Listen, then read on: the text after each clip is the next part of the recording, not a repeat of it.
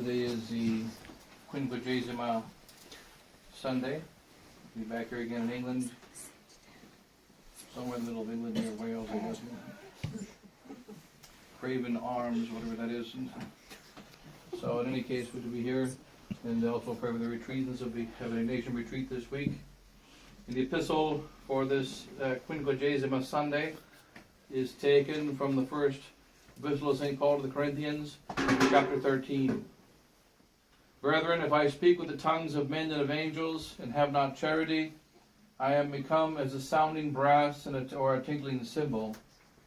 And if I should have prophecy, and should know all mysteries and all knowledge, and if I should have all faith, so that I could remove mountains, and have not charity, I am nothing. And if I should distribute all my goods to feed the poor, and if I should deliver my body to be burned, and have not charity, it profiteth me nothing. Charity is patient, is kind. Charity envieth not, dealeth not perversely, is not puffed up, is not ambitious, seeketh not her own, is not provoked to anger, thinketh no evil, rejoiceth not in iniquity, but rejoiceth with the truth, heareth all things, believeth all things, hopeth all things, endureth all things. Charity never falleth away, whether prophecy shall be made void, or tongue shall cease, or knowledge shall be destroyed. For we know in part, and we prophesy in part. But when that which is perfect is come, that which is in part shall be done away with. When I was a child, I spoke as a child, I understood as a child, I thought as a child. But when I became a man, I put away the things of a child. We see now through a glass in a dark manner, but then face to face. Now I know in part, but then I shall know even as I am known.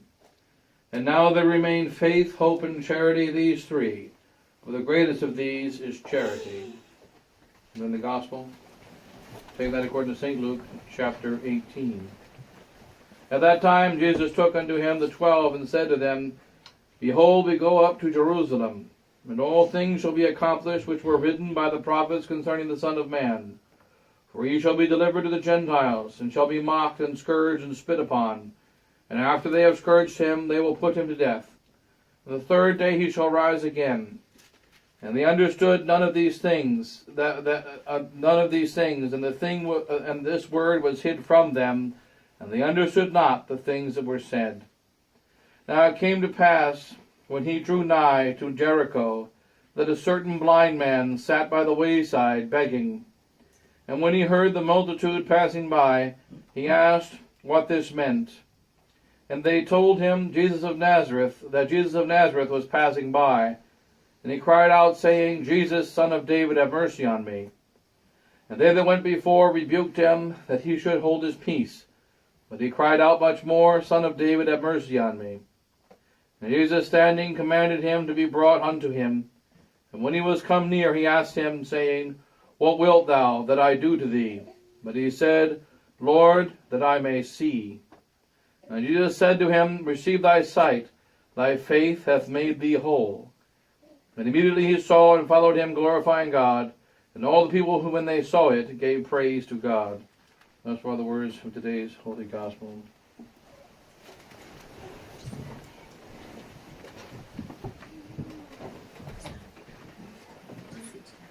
In the name of the Father, Son, and the Holy Ghost, amen. So in a few days we have Ash Wednesday and the new beginning of the season of Lent. St. Augustine used to speak in this week. Lent used to begin next Sunday, Quinquagesima Sunday, which means the beginning of the 40 days of Lent. And St. Augustine used to mention that this last Sunday, Quinquagesima, is the last Sunday of preparation for the most sacred time of the year. And if you count the days of fasting from next Sunday, St. Augustine spoke about it each year. He says we are required to fast 40 days. And so Quinquagesima Sunday, which means 40 days, is next Sunday. But if you count the fast days from next Sunday, Quinquagesima Sunday, the first Sunday of Lent, to Easter, you'll find that there are only 36 days of fasting. Not only 36 days of fasting, but they are broken up each Sunday without fasting. And so therefore, that these 36 days are taken as 40 days. And then someone in the last 500 years checked the math and decided that they needed to be 40 days, and so they added Saturday, Friday, Thursday, and Wednesday, which makes the 36 days turn into 40 days, and then they added Ash Wednesday. But in the time of St. Augustine, there was no Ash Wednesday, and he said that, notice how God gives us, he says, you must fast. He fasted 40 days and 40 nights. He asked us to fast 40 days and 40 nights. His 40 days and 40 nights were continuous without break, and his fasting involved no food of any kind, and he fasted on Sunday as well as the other days. Our 40 days and 40 nights are actually 36 days, and also they are broken up by the Sundays, and our fast consists of eating slightly less than we normally eat. And such is the imitation of Christ. Christ says, take up your cross and follow me. It is necessary for us to follow Christ, necessary for us to imitate Christ, to do as he does. Take up our cross, be nailed to the cross. But when we analyze the cross we take up, we'll find out it's not quite as heavy as his. When we analyze the suffering that we must experience, we'll find it's not quite as bad as his. When we analyze the spit that must be put upon us, and the mockery and the cursing, and all the suffering that must come to the Catholic, as we learn in the sacrament of confirmation, when you are confirmed, you get a slap on the face by the bishop to remind that whoever is faithful shall receive a slap. Whoever is faithful shall suffer. Whoever is faithful shall be mocked and cursed. But they shall not be mocked as Christ was mocked, shall not be cursed as he was cursed, shall not suffer as he suffered. And now we enter into the Quinquagesima, the 50 days before this coming of Christ's victory at Easter. And during this time, we consider the final instructions before we go into the most sacred time of the year. St. Augustine used to tell us that this is the time of the tithing of the year. We are obliged by God to give a 10th part of our possessions to him, a 10th part of our time to him, a 10th part of our money to him. Nowadays, when people think of tithing, they think you give a 10th part of your money, which means 1%. But nonetheless, that is not what Christ said. But the bare minimum is a 10th part. A 10th part is given in worship to God. A 10th part is given to him. And this 10th part involves the material things, a 10th part of our money, a 10th part of our time, and a 10th part of our possessions. 3 separate things must be given to God. And they are given to him as an act of worship, as an act of sacrifice. And then, of course, St. Augustine, St. Thomas Aquinas points out, this was the requirement of the Old Testament, to give a 10th part, because it was a testament of death. And in the testament of death, we are not given life. We only have the natural benefits of God, and not yet the gates of heaven being opened. Therefore, we have only an obligation to give a 10th part. But when we come to the New Testament, it is a testament of life. It is a testament in which the gates of heaven have been opened. It is a testament of the imitation of Christ, God the Son, that became man and died on the cross for our sins out of an infinite love. And therefore, a 10th part is no longer sufficient. That we must give more than a 10th part. And since we are supposed to follow the law of charity and not the law of justice anymore, and charity exceeds justice, hence no precise number is given. The 10th part was given in the Old Testament. In the New Testament we must give more. But it is no precise number is given because we must follow the law of charity as we enter this most sacred season of Lent. And on Quinquagesima we have the final instructions. And it's interesting as we consider in the world today, it is one of the great errors. Remember that Our Lady of Fatima said, Russia will spread her errors throughout the world. We're in the time of communism.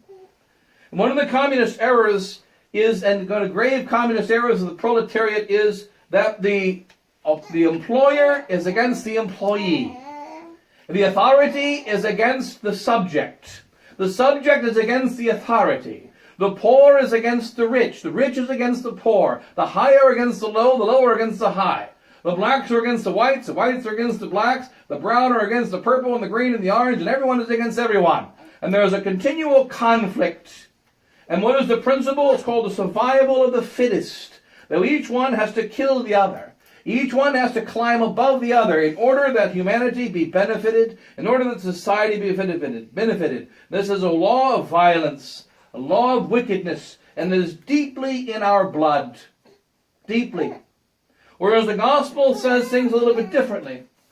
According to the Holy Gospel, no man can have an individual good unless, no subject is good unless he obeys his master.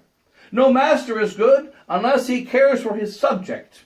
No man is good unless he takes care of all of humanity. And humanity is not good if it cares not for each individual man. And so that we have the union between the hierarchy and the individual and the subjects, between all the various people in the world, and their union is in three things. And it cannot be in anything else. It is union firstly in faith. We are human beings. We have minds. We have to have the same faith. We have to know the world as it is created by God. We have to know the world as according to His way. Hence we must have the faith. And we must be united in hope. We have to have the same aspirations. We have to have the same aspirations, which is to attain eternal happiness in heaven, to spread the kingdom of Christ on earth. And the third is charity, which is the one mentioned by our St. Paul in the gospel today. And charity includes faith and hope. So by saying charity, we include faith and hope. We can have faith without hope. We can have faith and hope without charity, though it will not be supernatural. But we cannot have charity without faith and hope. And since St. Paul speaks in the epistle today about what charity is. Charity is the divine love that's supposed to be inside of a human heart. God has decided in this season of Lent, it's a time of the strengthening of the individual soul in order to be a soldier of Christ in His mystical body. The strengthening of the individual soul, just like a soldier who goes to boot camp, or a soldier who goes into exercises to prepare for the invasion of a city or the taking over a certain place. He exercises, he prepares, he strengthens himself, he loads up with ammunition, he knows how to shoot his weapons, he learns how to defend himself, he learns how to fight with his fellow soldiers. Why? Why does he become strong? In order to be a useful part of the army, in order to defend the nation, in order to conquer the enemy. And this is the season of Lent. It is a season in which the devil is most terrified. And St. Augustine used to say, it is also a season in which when we sin, it is worse than committing the same sins at other times of the year, because it is a sacred time. It's a time of preparation for the most sacred battle, which is going to happen on Good Friday. And a time of the preparation for the victory, which is determined by God to happen on Easter Sunday. And on that day, we either are going to be on the side of Christ, or we're going to be on the side of Satan. And we must find ourselves on the side of Christ. And we're in a time of urgency, because we're in the final days. The final days before the great fight. And those that are not ready, they shall fail. And what is failure? Remember, there were 12 apostles that we followed during these 40 days. When you look at them on Holy Thursday night, you will discover that all 12 of them ran away. All 12 of them denied Christ. But they were not all 12 failures. Only one was a failure. Only one. And that one was a failure, Judas, because he betrayed for money. He chose the love of money over the love of Christ. How many Judases are in hell? You know that according to sacred scripture, money is the root of all evil. There aren't any exceptions. Therefore, every single sin has a Judas in it. Every single sin involves in some way a love of money over the love of God. And that was what led Judas to hell. The other apostles fell through weakness. The other apostles fell through fear. The other apostles did not fall through the love of money. And hence they rose from their fall. But they fell. And so likewise, when you look through life, you will see many sinners. The world is filled with sinners. And the followers of Christ are sinners, just like the followers of Satan are sinners. But yet there's a difference between the sinners that follow Christ and the sinners that follow Satan. The sinners that follow Christ shall rise from their sin. And the sinners that follow Christ shall conquer their sin. The sinners that follow Christ shall find that love somehow, charity somehow, covereth the multitude of their sins. And we have to develop the spirit of charity in this time of the great season of Lent. And remember that we work to save our souls. One of the errors of our modern times to work only to save our souls. No, we do not work only to save our souls. We work to save our souls for the sake of saving the nation, for the sake of saving all the people on the earth, for the sake of saving the whole world for Christ, for the sake of getting into the kingdom of heaven. We've got to remember that the devil is trying to create a kind of a opposition between my own individual good and the good of the whole society. That's why one of the great evils of today in the traditional movement, and the great evils of today in the fight to spread our faith, is as we look around us and see the world is so evil, we simply want to find a little hole somewhere in the country, somewhere in a cave, somewhere in a safe place, and we want to too much focus on a safe place, whereas we are meant to be soldiers in the army of Christ. And even when soldiers do go to safe places. But why do they go there? To heal their wounds. Why do they go there? To re-tank up on ammunition. Why do they go there? To prepare for the next fight. They don't go to a safe place to stay there. And remember the wicked advice of St. Peter, St. James, and St. John. And St. Peter was the one who said it. When they were on the top of the mountain of Transfiguration, and they saw the great glory of God, and they saw Christ in his magnificence, and the other 9 apostles were at the bottom of the mountain, and they saw the vision of Elias and Moses speaking with Christ, what did they say? Lord, it is good for us to be here. It's good for us to be here. We are in a time in which we are going to have many consolations in this life. Remember, during our 40 days and our 40 years, it's not going to be like the Jews in the desert in the Old Testament. It's not going to be like Christ in his 40 days. There are many breaks. There are many times of rest. There are many consolations. Many consolations. And when God gives us consolations, why does he give them? When he gives us breaks, why does he give them? When he gives us rest, why does he give them? To strengthen us for the next fight. And therefore we must learn when we go into a rest. We go into a place of rest. Drink some water in the desert. Take in some strength in the desert so that we can do what? Go back out in the battlefield. We go back out in the battlefield. And we got to remember, and we don't know when the next time of eating shall be, when the next time of drinking shall be, when the next rest shall be. But we must take advantage of the present rest given to us. For instance, the Ignatian retreat about to begin in a few hours. And the grace is given to us by the holy sacrifice of the Mass, which we don't get all the time. And the grace is given to us during this time in order to build up strength for the coming fight.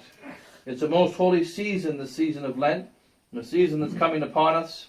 And in this sacred season, we are going to prepare our souls for heaven, and we're going to prepare our souls to be soldiers in the army of Christ, which means the law of charity has to be inside of us.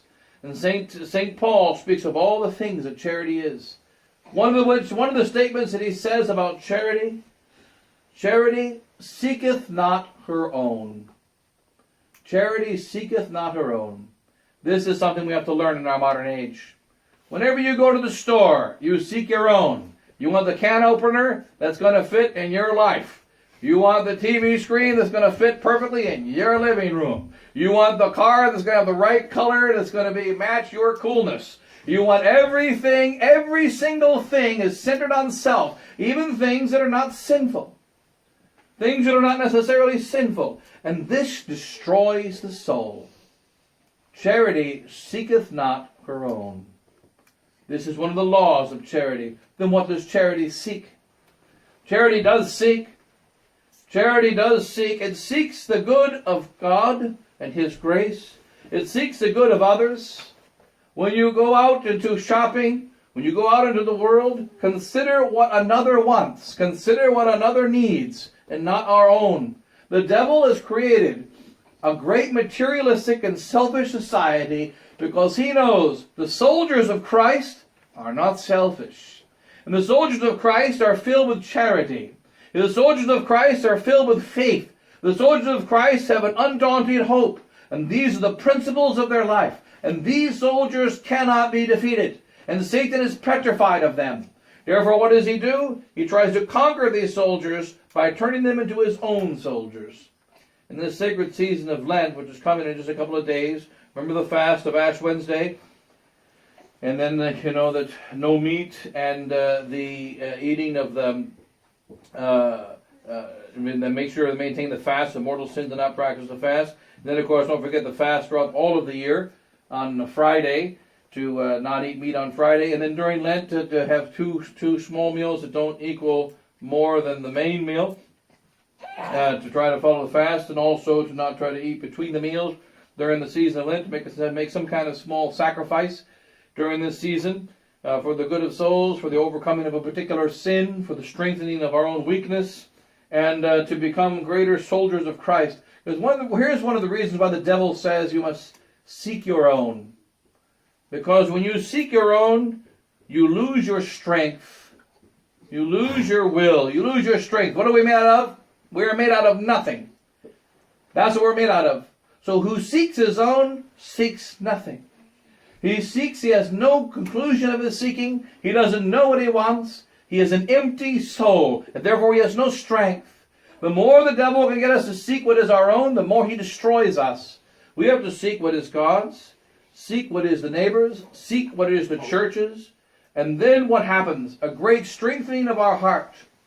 Whenever we seek that which is good, for the good of God's kingdom, the good of His glory, and the good of souls, our own hearts become stronger. Our own hearts become bigger. And this is what the devil is terrified of. We need saints. Saints are what's necessary to fight the devil. Saints are what's necessary to carry on the kingdom of Christ.